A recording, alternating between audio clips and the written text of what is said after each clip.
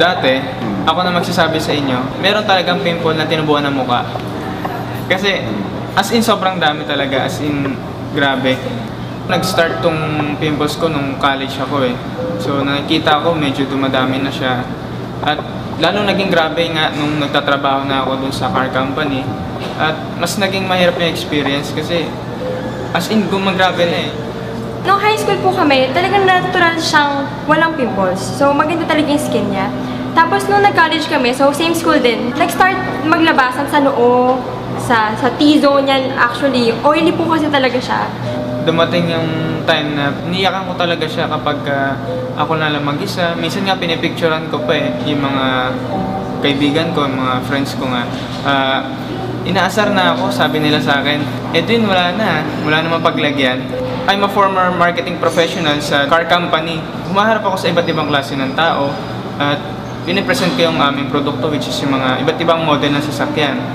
Nakaka-apekto siya yung pimples ko sa performance ko kasi syempre sa akin nakaharap eh, sa mukha ko nakatingin. So ang hirap talaga makipag-deal sa maraming tao, lalo na kung ang dami mong pimples. Sabi nga eh, how can you face your problem if your problem is your face?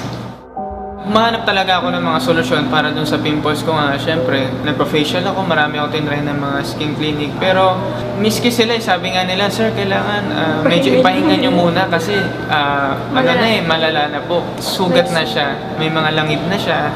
Na-introduce sa akin ng isa kong friend yung Kojic Papaya Soap ng Royal. Ginagamit ko siya sa face, then sa body ko, ginagamit ko na siya. At nakikita nung mga malalapit sa akin na, uy, okay yung face mo ngayon, nagda-dry up na yung pimples. Ang gusto ko lang naman, mawala yung pimples ko eh. Pero natuwa ako, may bonus pa kasi Kojic Papaya Soap is nakakapag-palighten ng skin. So nakakatuwa, 2-in-1 pa yung nakuha ko. Nawawala na yung pimples ko. Bihira na akong magkaroon ng bagong pimples eh. At yun yung kinakatuwa ko talaga. At the same time, pumuputi na ako. Before talaga kasi, nag-hesitate ako gumamit or mag-take ng any supplements talaga. Kasi, negative ka sa... Medyo negative ako kasi...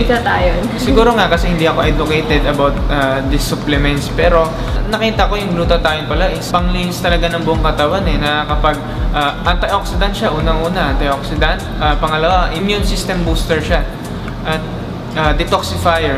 At syempre, bonus na lang doon yung skin whitening. Pinapaputi niya talaga tayo. So, nakakatuwa.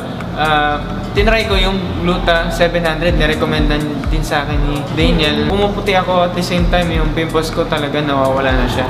2 to 3 days, nakikita na nila na medyo nagda-dry up na yung pimples ko. At the same time, pumuputi na rin ako.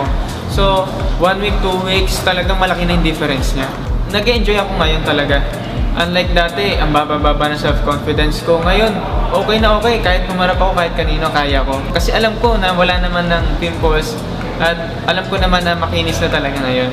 Sobrang ganda ng nag-experience ko. Sobrang nagpapasalamat ako sa Royal. At merong ganitong mga products.